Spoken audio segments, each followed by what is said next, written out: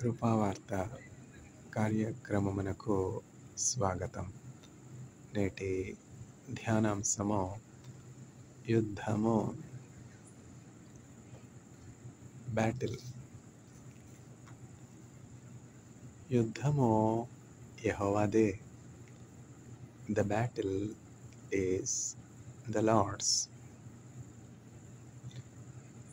యుద్ధము యెహోవాదే, యుద్ధము యెహోవాదే, యుద్ధము యెహోవాదే, యుద్ధము యెహోవాదే. రాజులు మనకెవరు లేరు, సూరులు మనకెవరు లేరు, సైన్యములకు అధిపతి అయినా యెహోవా మన అండ. యుద్ధమో యెహోవాదే, యుద్ధమో యెహోవాదే. శోధకుడైన అపవాది గర్జించు సింహము వలె వచ్చిన, యూదా గోత్రపు సింహమైన యేసయ్యా మన అండ. యుద్ధమో యెహోవాదే, యుద్ధమో యెహోవాదే, యుద్ధమో యెహోవాదే, యుద్ధమో యెహోవాదే. వ్యాధులు మనలను పడద్రోసిన, బాధలు మనలను కృంగదీసిన, వ్యాధులు మనలను పడద్రోసిన, బాధలు మనలను కృంగదీసిన, సైన్యములకు అధిపతి అయిన యెహోవా మన అండ. యుద్ధమో యెహోవాదే, యుద్ధమో యెహోవాదే, యుద్ధమో యెహోవాదే, యుద్ధమో యెహోవాదే. యుద్ధము మన చుట్టూ ఉన్నటువంటి పరిస్థితుల్లో మనం యుద్ధమును గురించినటువంటి వార్తలు వింటూ ఉన్నాం, యుద్ధములను చూస్తూ ఉన్నాం.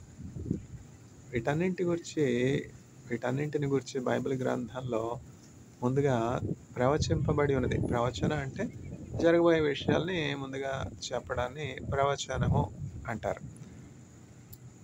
భవిష్యత్తులో సంభవింపనైనటువంటి విషయాలను ముందుగా చెప్పే వ్యక్తులను ప్రవక్తలు అంటారు. దేవుడు ఆయన ప్రవక్తలుగా దావీదుని ఏర్పాటు చేసుకున్నాడు, అట్లనే నాతాన్ని ఏర్పాటు చేసుకున్నాడు, యెషయాను ఏర్పాటు చేసుకున్నాడు, మోషేను ఏర్పాటు చేసుకున్నాడు. వీరందరూ కూడా దేవుని మాటను విని జరగబోయే విషయాలంటే భవిష్యత్తులో సంభవింపనైనటువంటి విషయాలు ముందుగా మనకి తెలియజేస్తారు. వాళ్ళని మనం ఏమంటాం? ప్రాఫెట్స్ అంటాం. ప్రవక్తలు, ప్రాఫెట్. ఈ ప్రాఫెట్స్ ఏం చేస్తారంటే భవిష్యత్తులో సంభవింపనైనటువంటి విషయాలు ముందుగా చెప్తారు. ప్రాఫెట్స్ వేరు, మళ్ళీ ఆస్ట్రాలజర్స్ వేరు. ఆస్ట్రాలజర్స్ వేరు, జాతకాలు చెప్పేవారు, జోష్యం చెప్పేవారు, గ్రహాల గమనాన్ని పరిశోధించి నక్షత్రాలను పరిశోధించి తెలుసుకుని చెప్పేవారు. వాళ్ళు ఆస్ట్రాలజర్స్. ఆస్ట్రాలజర్స్ వేరు, ప్రాఫెట్స్ వేరు. సృష్టిని చూచి సృష్టిలో ఉన్నటువంటి సృజింపబడినటువంటి సృష్టములను చూచి భవిష్యత్తును గురించి చెప్పేవారు ఉన్నారు. వారు ఆస్ట్రాలజర్స్. ఇప్పుడు ఆస్ట్రానమీ అనే ఫీల్డ్ ఉంది. ఇప్పుడు మనం సైన్స్ తీసుకున్నట్లయితే సైన్స్లో ఇప్పుడు ఉన్నటువంటి మెయిన్ ప్రాబ్లం ఏంటి? డేటా ఎక్స్ప్లోజన్ అనమాట. ఎంతో గొప్ప అమౌంట్ ఆఫ్ డేటా జనరేట్ అవుతుంది. ఆ డేటాను ఎట్లా సేవ్ చేయాలి,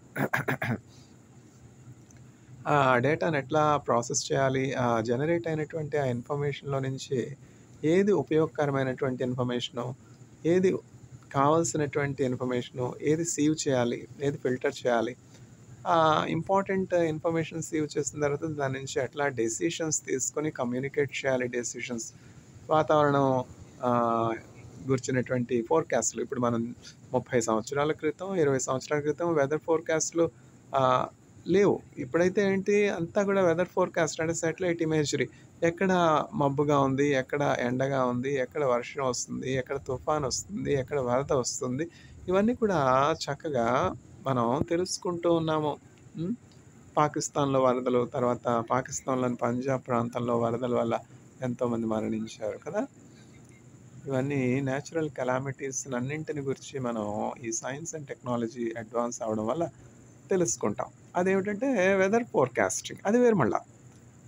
వెదర్ ఫోర్‌కాస్టింగ్ వేరు, ఆస్ట్రాలజీ వేరు. జోష్యం చెప్పేవాళ్ళు కూడా జోష్యం చెప్తారు.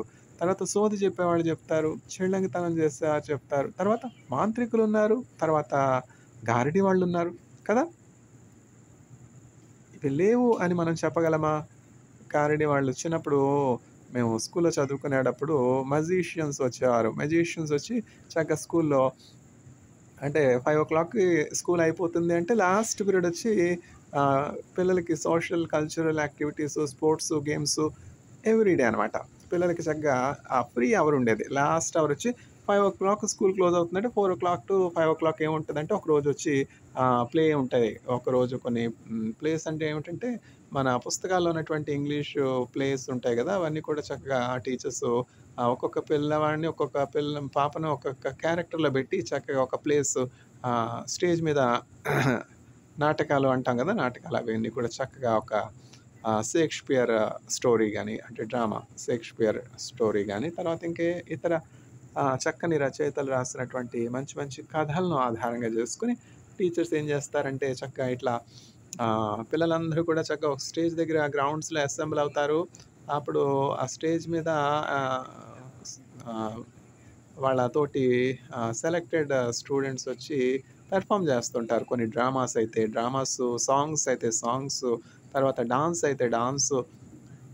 వీక్లీ వన్సో, వీక్లీ ట్వైసో. తర్వాత స్పోర్ట్స్ యాక్టివిటీస్.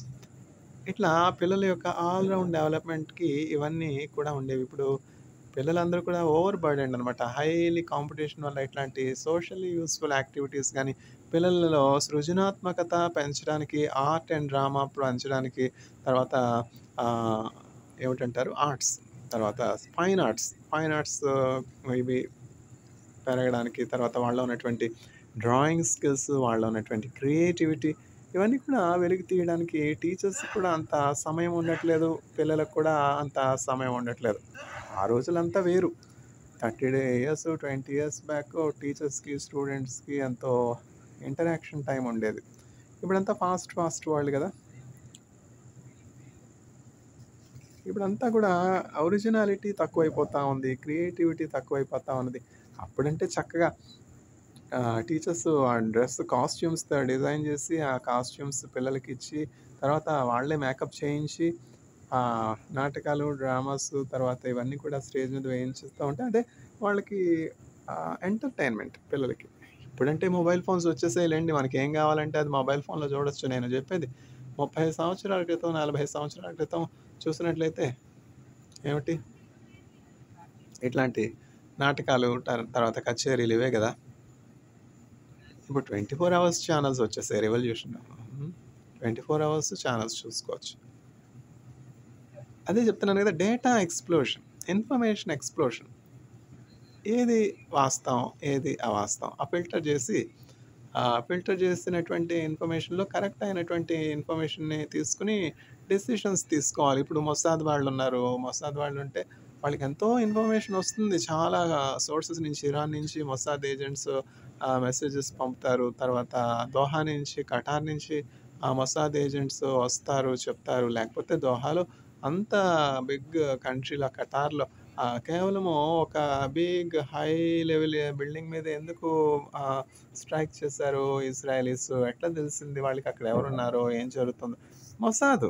అక్కడ పర్సనల్‌గా ఒక పర్సన్ ఉండి అవన్నీ గమనించి అవన్నింటిని గురించి చెప్తేనే గానీ తెలీదు గదా! శాటిలైట్ ఇమేజ్‌లు ఉండొచ్చు. తర్వాత ఎయిర్ స్పేస్‌లో ఇజ్రాయెల్ మాస్టర్స్ అయి ఉండొచ్చు కానీ, ఒక పర్సన్ వ్యక్తిగతంగా, పర్సనల్‌గా ఆ ప్రాంతంలో, ఆ బిల్డింగ్‌లో వెళ్ళి చూచి, అక్కడ ఉన్నటువంటి మనుష్యులు, అక్కడ ఉన్నటువంటి ఆ వ్యక్తులు, వాళ్ళ యొక్క కార్యకలాపాలు చూసి కన్ఫర్మ్‌గా తెలియపరిస్తేనే మొసాద్ వాళ్ళు యాక్షన్ తీసుకుంటారు. ఇప్పుడు దోహాలో ఒక ఖతార్‌లో దోహాలో ఒక బిల్డింగ్ మీద ఏం జరిగింది? స్ట్రైక్ జరిగింది. ఇవన్నీ గూడా ఉన్నాయి గదా! మనం ఎక్కడున్నాం? యుద్ధము. యుద్ధమును గురించినటువంటి వాతావరణం మనం చూస్తున్నాం. ఇవన్నీ కూడా సంభవించును అని బైబిల్ గ్రంథంలో ముందుగా యేసుక్రీస్తు ప్రభు చెప్పారు. ఎందుకంటే these are the last days. We are indeed reading the last chronicles of planet earth. ఎంత అబ్నార్మాలిటీ క్లైమేట్ చేంజెస్. ఇప్పుడు చూడండి, మనం అనుకుంటాం నిర్మలా సీతారామన్ గారికి ఏం పని లేదు. ఆవిడ చక్కగా నెమ్మదిగా హ్యాపీగా ఉన్నారంట. ఆవిడకుండే కష్టం ఎవరికి తెలుసు? 7 ఇయర్స్, 8 ఇయర్స్ కంటిన్యూయస్‌గా 2 టైమ్స్ ఫైనాన్స్ మినిస్టర్‌గా ఉండాలంటే అదేమన్నా సామాన్యమైనటువంటి విషయమా? ఇందిరాగాంధీ గారి తర్వాత ఆ క్రెడిటు సీతారామన్ గారికే దక్కింది. ఆవిడకుండే కష్టాలు ఆవిడకుంటాయి. ఆవిడ మీద యూఎస్ నుంచి ఎంత ప్రెషర్ ఉంటుందో ఎవరికి తెలుసు? ఇప్పుడు ఫైనాన్స్ మినిస్ట్రీలో కీ పొజిషన్‌లో ఉన్నటువంటి వారు యాక్సిడెంట్‌కి గురవ్వడం చూస్తున్నాం. ఎందుకని? ట్రేడు ఆహ్, ఇంబాలన్స్ అనమాట. అమెరికా వాళ్ళు అడిగింది వాళ్ళకివ్వలేదు.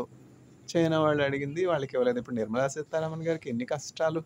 అట్లా అమెరికా వాళ్ళని సాటిస్ఫై చేయాలి. ఇట్లా చైనా వాళ్ళని సాటిస్ఫై చేయాలి. జపాన్ వాళ్ళని సాటిస్ఫై చేయాలి. ఇంకా చిన్న చిన్న నేషన్స్ ఉన్నాయి. వాళ్ళని కూడా సాటిస్ఫై చేయాలి. అవన్నీ చూసుకుంటూ పిల్లలకి ఆహారం పెట్టాలి. అంటే ఇండియాలో ఉన్నటువంటి వాళ్ళకి. ఇప్పుడు అమెరికా ఏమంటున్నారంటే, మేము ఇచ్చే కార్న్ ఎందుకు కొనరు? ఇప్పుడు ఎట్లా ఉందంటే హిందువులు ఏమంటారు? మేము ఇచ్చే ప్రసాదం మీరు ఎందుకు తినరు? ఎందుకు తినం? తింటామమ్మా. అట్లాంటి విభేదాలు కేవలం అపోహలే ఇవన్నీ. మా చర్చికి మీరు ఎందుకు రారు? ఎందుకు రారు? బ్రాహ్మిన్స్ చక్కగా చర్చికొస్తారు. అట్లాంటివన్నీ కూడా మనం పెట్టుకున్నటువంటి మానసికమైనటువంటి బోర్డర్స్ అనమాట. వాల్స్. ఇవన్నీ కూడా కొలాప్స్ అయిపోవాలి. మేము ముస్లింలు, మేము క్రిస్టియన్స్, మేము బ్రాహ్మిన్స్, మేము హిందూస్, ఆ బ్యారియర్స్ అన్నీ ఉండకూడదు. మనం అందరం కూడా ఒక్క మనిషి నుండి వచ్చాం కదా! ఇప్పుడు బ్రాహ్మిన్స్ రక్తం తెల్లగాను, ముస్లింల రక్తం నల్లగాను ఉంటుందా? అట్లా ఉండదు కదా! అందరం కూడా ఒక్క మనుష్యుడి నుంచి వచ్చాం కాబట్టి, మన మూల పితృడు ఒక్కడే కాబట్టి, మనం అందరం దేవుని రూపంలో సృజించబడ్డాం కాబట్టి, హిందూ, ముస్లిం భాయ్ భాయ్. మజ్హబ్ నహీ సిఖాతా आपस में बैर रखना मजहब नहीं सिखाता ఆపస్ మే బైర్ రఖనా. ఈ వీడియోస్ అన్నిటిని నేను చేసి ముస్లింలు హిందూస్ మీదకి దండయాత్ర చేయాలంటే ఏమైపోతుంది? అది అది మెసేజా? అది దేవుని ప్రేమపూర్వకమైనటువంటి స్వార్థ? అది చెడిపోయిన వాళ్ళు చేస్తే చెడిపోయినటువంటి వర్తమానాలు.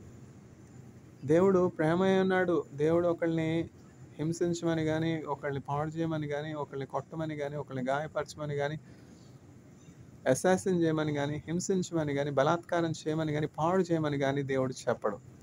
దేవుడు ప్రేమై ఉన్నాడు. ప్రేమ స్వప్రయోజనమును విచారించుకొనదు. ప్రేమ ఉప్పొంగదు. ప్రేమ డంబముగా నడవదు. ప్రేమ అమర్యాదగా ప్రవర్తింపదు. ప్రేమ ఎంత చక్కని గుణగణాలు కలిగింది ప్రేమ.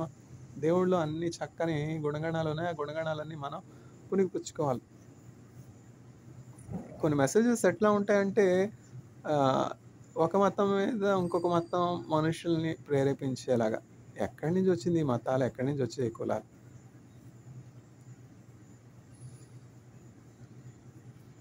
అందరం ఒక్క మనుష్యుడి నుంచి వచ్చాం కాబట్టి సహోదర ప్రేమ కలిగి ఉండాలి. ప్రేమ్‌చంద్ అని ఒక మంచి హిందీ స్టోరీ రైటర్ అనమాట.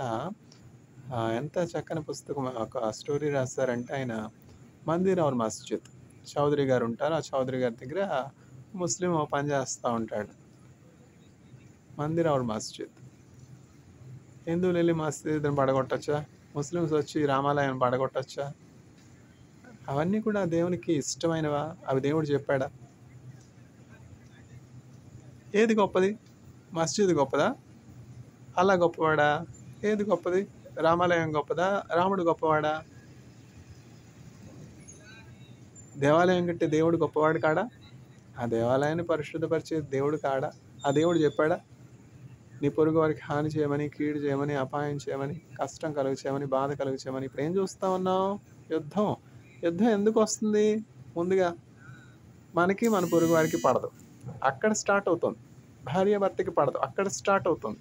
అన్నదమ్ములకి పడదు, అక్క చెల్లెలికి పడదు, అక్కడ స్టార్ట్ అవుతుంది యుద్ధం. ఎక్కడొచ్చింది మొదటి యుద్ధం? కాయోను హేబేల్కి వచ్చింది. కాయోను వచ్చి హేబేల్ మీద పడి హేబేల్ని చంపేశాడు. ఎందుకని? హేబేలు యొక్క అర్పణ దేవుడు అంగీకరించాడు. హేబేలు ఏం చేశాడు? తనకు కలిగినటువంటి గొర్రెల మందలో చక్కని శ్రేష్టమైనటువంటి గొర్రెలను తీసుకొచ్చి దేవునికి అర్పించాడు. మనం ఎక్స్పోర్ట్ చేసేటప్పుడు ఇప్పుడు ఉషాప్రియన్ గారని క్యాన్సర్ హాస్పిటల్లో పేషెంట్స్కి దేవుని ప్రేమను పరిచయం చేస్తున్నారు. ఆవిడ ఏం చెప్తారంటే, మనకు ఉందో లేదో ఇతరులకి ఇచ్చేటప్పుడు మంచిది ఇవ్వాలన్న ఇంగిత జ్ఞానం ఉండాలి కదా అని చెప్తారు. పెద్దవాళ్ళు చెప్పింది సర్దుమూట అంటాం కదా, 80 సంవత్సరాలు స్వార్థికురాలకి. ఆవిడ చెప్పిన మాట ఎంత చక్కగా ఉంది. మన దగ్గర ఉందో లేదో, నిన్ను ఎవరిమ్మన్నారు అసలు? ఇచ్చావు. ఇచ్చినప్పుడు సరైనది ఇవ్వాలి కదా. చీరాకులు అయిపోయిన బట్టలు ఇస్తే అది ఎవరికి ప్రయోజనం? అంటే ఎదుటి వాళ్ళకి ఇచ్చేటప్పుడు మన దగ్గర ఉన్నటువంటి శ్రేష్టమైనది ఇవ్వాలి అని చెప్పి. మనుషులకి అట్లాంటి శ్రేష్టమైనది మనం ఇచ్చే గుణగణం కలిగి ఉంటే, దేవునికి మనం చెడిపోయింది పాడైపోయింది ఇస్తామా? ఇవ్వం కదా. జబ్బుది ఇస్తామా? వ్యాధిది ఇస్తామా? ఇవ్వం కదా. ఇప్పుడు హేబేలు ఏమై ఉన్నాడు? చక్కగా గొర్రెల మందని కాచుకుంటా ఉన్నాడు, గొర్రెలను కాచుకుంటూ ఉన్నాడు. చిన్నవాడు. హేబేలు ఎక్కడి నుంచి వచ్చాడు? మన మూల పురుషుడైనటువంటి ఆదాము యొక్క కుమారుడిగా ఉన్నాడు హేబేలు. చిన్న కుమారుడు అయితే హేబేలు, పెద్ద కుమారుడు వచ్చి కాయోను. కాయోను దుష్టుని సంబంధి. ఆ సాతాను ఎప్పుడు కూడా ఆ కుటుంబంలో పెద్దవాళ్ళని పట్టుకుని పాడు చేసి జల్లించేయాలని చూస్తాడు. అందుకని చాలా మనం జాగ్రత్తగా చూసుకోవాలి. కుటుంబంలో పెద్ద పిల్లల్ని జాగ్రత్తగా చూసుకోవాలి. వాళ్ళు దేవుని సొత్తు కదా. దేవుడు జ్యేష్ఠత్వాన్ని వాళ్ళకి ఇచ్చాడు కదా, జ్యేష్ఠత్వపు అధికారాన్ని వాళ్ళకి ఇచ్చాడు కదా. దేవుడు ప్రత్యేకమైనటువంటి ఆధిక్యతను ఇంట్లో పెద్ద కుమారునికి కానీ పెద్ద కుమార్తెకి కానీ ఎల్డర్స్కి ఇచ్చారు కదా. అందుకని చెప్పి సాతానుడు ఏం చేస్తాడంటే, వాడి మెయిన్ ఫోకస్ అంతా కూడా పెద్దవాళ్ళ మీదే ఉంటుంది. ఇంట్లో పెద్ద కుమారుడు పాడైపోతే ఇంట్లోని పిల్లలందరూ పాడైపోతారు కదా. ఆ మార్గంలోనే మిగతా వాళ్ళు కూడా నడుస్తారు. అందుకని ఆ పెద్ద పిల్లవాళ్ళని, పెద్ద కుమారుని కానీ పెద్ద కుమార్తె, ఎల్డెస్ట్ సన్ కానీ ఎల్డెస్ట్ డాటర్ కానీ మనం జాగ్రత్తగా చూసుకోవాలి. పెద్ద కుమార్తె లేచిపోయింది, చిన్న కుమార్తె లేచిపోకుండా ఉంటుందా? వాస్తవమే కదా. సాతానుడు ప్రేమ ఏవో ఆకర్షణలు ఏం లేదు, అంతా చివరికి పోతే ఆ వివాహం ఏమన్నా సక్సెస్ఫుల్ అవుతుందా? ఏదో ఆకర్షణ వల్ల లేచిపోయి వెళ్ళి పెళ్లి చేసుకున్నావు, వాడితోనే చావచ్చు కదా. వాళ్ళ తల్లిదండ్రులని, కుటుంబీకులను బాధపరచడానికి తిరిగి రావడం ఎందుకు? దేవుడు వెళ్ళి చేసుకోమన్నాడా? తల్లిదండ్రుల మాట విసర్జించమన్నాడా? శరీర ఆశలకు చోటు ఇవ్వమన్నాడా? నీ సొంత నిర్ణయాలు తీసుకోమన్నాడా? నా కుమారుడా, నీ తల్లిని నీ తండ్రిని ఘనపరచు. తల్లి మాట తండ్రి మాట నిర్లక్ష్యపరిచి పెళ్ళిళ్ళు చేసుకుంటా ఉన్నారు. పెళ్ళిళ్ళు ఏమైంది? పెటాకులైంది, అంతే కదా. పెళ్లి చేసుకునేటప్పుడు, ప్రేమించేటప్పుడు తల్లిదండ్రులు గుర్తుకు రారు. పెటాకులు అయిపోయిన తర్వాత, కుటుంబం జీవితం అంతా పాడైపోయిన తర్వాత మళ్ళీ తల్లిదండ్రులకు వచ్చి చెప్పడం ఎందుకు? ఆ బాధ. అందుకని పిల్లలు దేవుని యొక్క భయభక్తుల్లో పెంచాలి. చిన్నప్పటి నుంచి వాళ్ళు దేవుని భయభక్తుల్లో పెంచితే వాళ్ళు అడుగు తడబడదు కదా. నమ్మదగిన దేవుడు నా యేసు, తల్లి విడచిన విడువడు. ఈ మెసేజెస్ అన్నీ కూడా పిల్లల కోసమే కదా.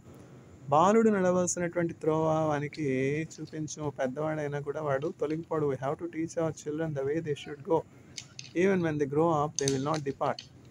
Edward McHenry Bounds, the teacher of the Bible, writes so clearly about what is conduct and character. We give to our students conduct certificate. Why do we give conduct certificate? And in the conduct certificate we write the conduct and character of the so and so student is satisfactory. The conduct and character of the student is very good. The conduct and character of the student is excellent. అది అవసరం కదా. Conduct character లేకపోతే, ఈ conduct character రెండెందుకు? ఒకటి చాలదా? రెండు కళ్ళు ఎందుకు? ఒక్కళ్ళు సరిపోదా? రెండు చేతులు ఎందుకు? ఒక్క చేయి సరిపోదా? ఈ కాండక్ట్ క్యారెక్టరు దేహంలో 2 కన్నుల వలె ఉన్నవి, ఈ 2 చేతుల వలె ఉన్నవి, 2 కాళ్ళ వలె ఉన్నవి. ఆ కాండక్ట్ క్యారెక్టర్ ఎందుకు ఒకటుంటే సరిపోదా? వీటి యొక్క వ్యత్యాసం గమనించాలి. కాండక్ట్ అనున్నది ఒక వృక్షం యొక్క వేళ్ళ వలెనున్నది. ఆ వేళ్ళు కనబడతాయా? కనపడవు. కనబడలేదని లేదంటామా? ఆ వేళ్ళు లేకపోతే చెట్టు ఎట్లా నిలబడుతుంది? ఆ చెట్టు ఎట్లా జీవిస్తా ఉంది? ఆ చెట్టు జీవించడానికి, ఆ చెట్టు వృద్ధి పొందడానికి, అభివృద్ధి పొందడానికి కావాల్సినటువంటి సారము, ఆ నేలల నుండి మాయిశ్చర్ నీళ్ళు, తర్వాత కావాల్సినటువంటి ఖనిజ పదార్థాలు, కావాల్సినటువంటివన్నీ కూడా ఆ భూమిలో నుంచి వస్తాయి. ఒక స్టూడెంట్‌కి నేను ఫోటోసింథసిస్ అనే అంశం బోధిస్తూ ఉన్నాను. ఒక స్టూడెంట్‌కి ఏంటి, పిల్లలకి బోధిస్తున్నాను. అయితే క్లాస్ అంతట్లోనూ ఎప్పుడు కూడా 0 కంటే ఎక్కువ మార్కులు స్కోర్ చేయనటువంటి ఆ స్టూడెంట్ ఇట్లా నన్ను అడుగుతున్నాడు. నేను ఆశ్చర్యపోయాను. ఎప్పుడు 0 వచ్చే స్టూడెంట్‌కి ఎంత జ్ఞానం ఎట్లా వచ్చింది అని. మనం చెప్పే విధానం కూడా ఉంటుంది. పిల్లలకి 0 మార్క్స్ వచ్చాయంటే అక్కడ ప్రాబ్లమ్ ఏంటంటే టీచర్సే. ఆ టీచర్స్ వాళ్ళని చక్కగా ప్రోత్సహించి, వాళ్ళకి అర్థమయ్యే రీతిగా బోధించి, ఆ సైన్స్ పట్ల, వారు టీచ్ చేసే సబ్జెక్ట్ పట్ల పిల్లలకి ఆసక్తిని కలిగజేస్తే 0 ఎవరికైనా వస్తుందా? నా మీద ఉన్నటువంటి కంప్లెయింట్ ఏంటంటే, మీరు 100 మార్కులు పిల్లలకి ఎందుకేశారు? నాకు మా టీచర్స్ 100 మార్కులు ఏశారు గనక నా పిల్లలకి నేను 100 మార్కులు ఏస్తున్నాను. తానే మొండ అంటే తనకో మొండంట. అంటే వాళ్ళకి 100 మార్క్స్ ఎప్పుడు రాలేదు కదా! వాళ్ళ జీవితంలో చూసి ఉండలేదు. అందుకని చెప్పి ఎవరికైనా 100 మార్కులొస్తే సహించలేరు. మా టీచర్స్ నాకు 100 మార్కులు ఏశారు. నేను నా స్టూడెంట్‌కి 100 మార్కులు ఇవ్వద్దా? When they are genuine, when they are smart, when they are bright, when they perform the exam well, why should I not give 100 marks? No, no, no, no, you should not give 100 marks. Is this the way to put restrictions on teachers? The teacher know the student, the teacher is teaching the class. What is this? Our teachers have never been subjects to such what to say, dictation of terms. No, no, no, you should not give 100 marks. Should I give 1 mark? Should I give 0 because you have received 0 and 1? Why you interfere between students and teachers? You are a dean, you are an associate dean, you are the head of the department. It is none of your business to interfere in the marks that the teacher gives. The teacher knows which student should be given what.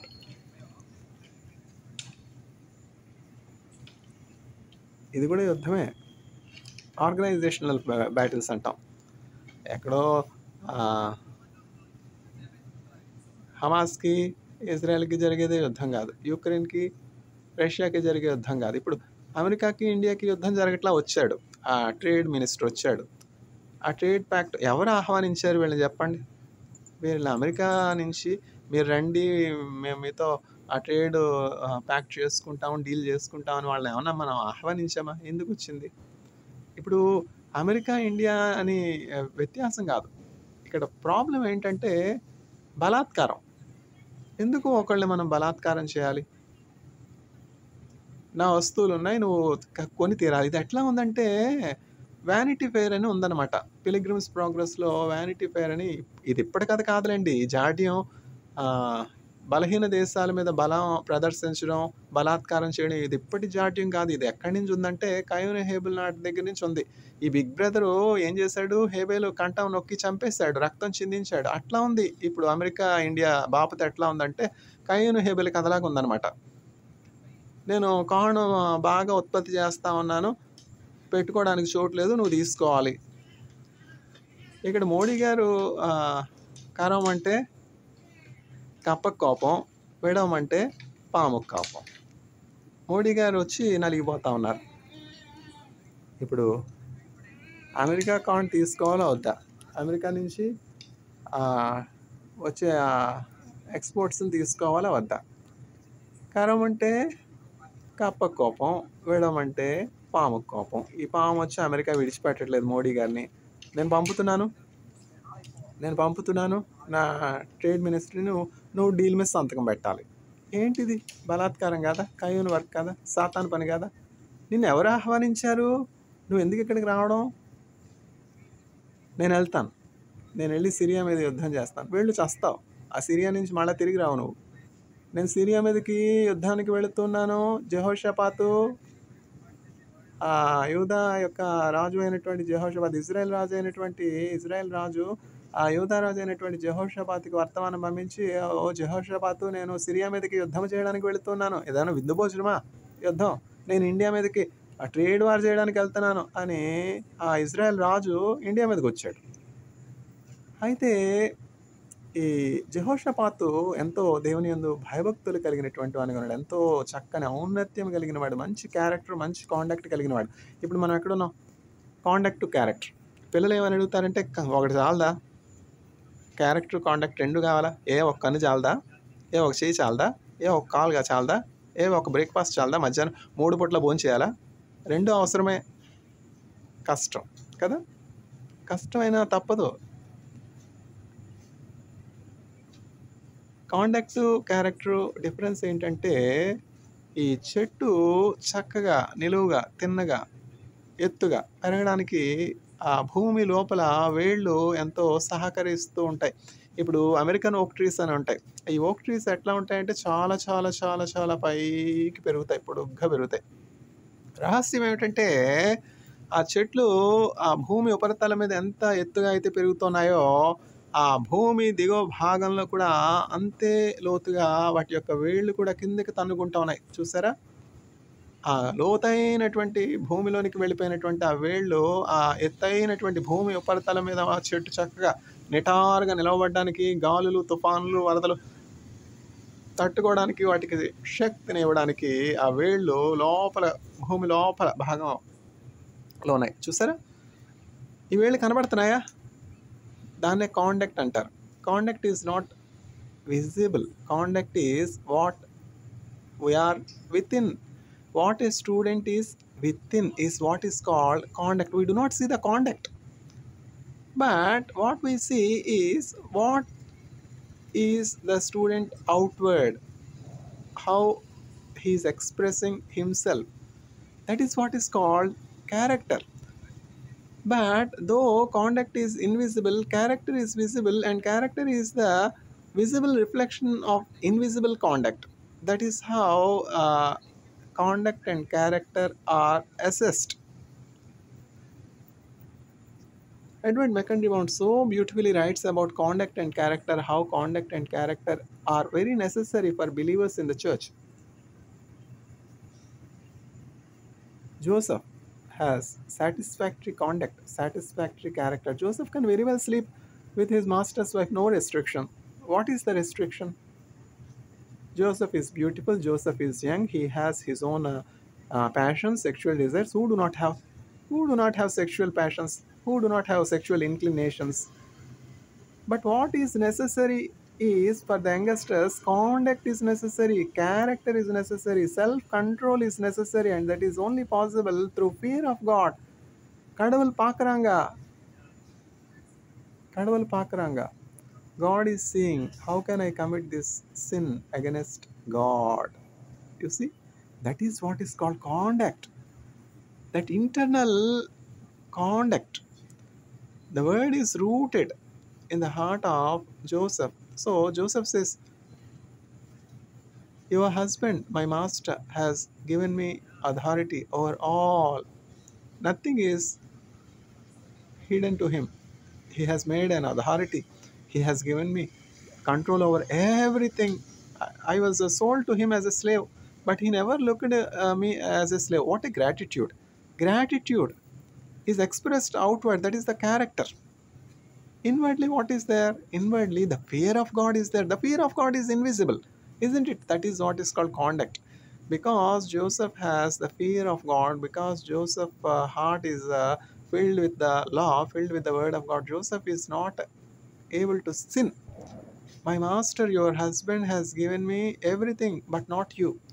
Your husband has not given me, I have no right on you. Even if you want to sleep with me, I should not sleep, because that will be a sin committed, a betrayal committed by me to my master. That is considered as sin. That is considered as adultery. Where are such limitations?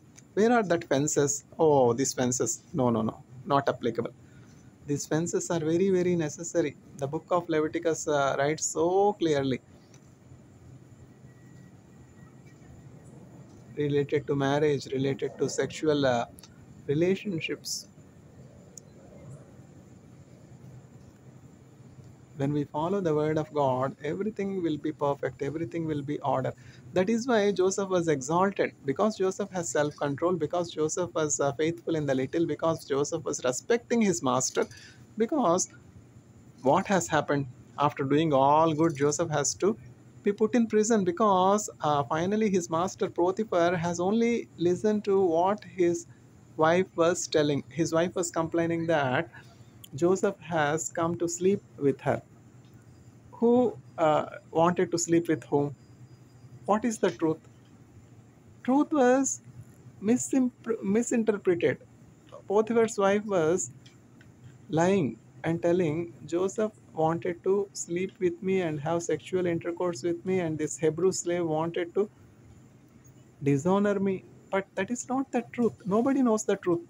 Whatever Potiphar's wife has told is gospel truth to Potiphar. And so Potiphar immediately, because he has authority, because he has power, he has caught hold of Joseph and put him in prison. Should we not investigate? Should we not rightly judge? Should we not rightly find the truth before punishing an innocent person? How many years Joseph was in imprisonment? 17 long years. It's not a small story. 17 long years, or even 16 or 17 years, he was put in prison.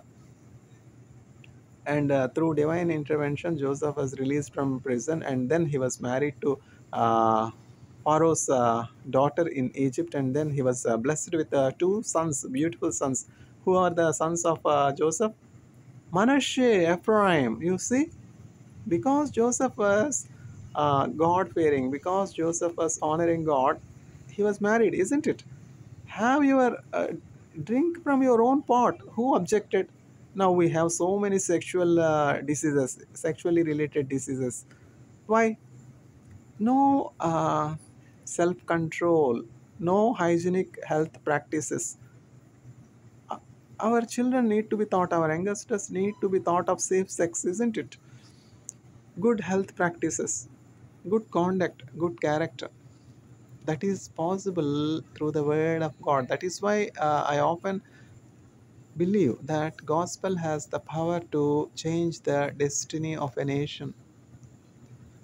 Who has invited the trade minister of the US?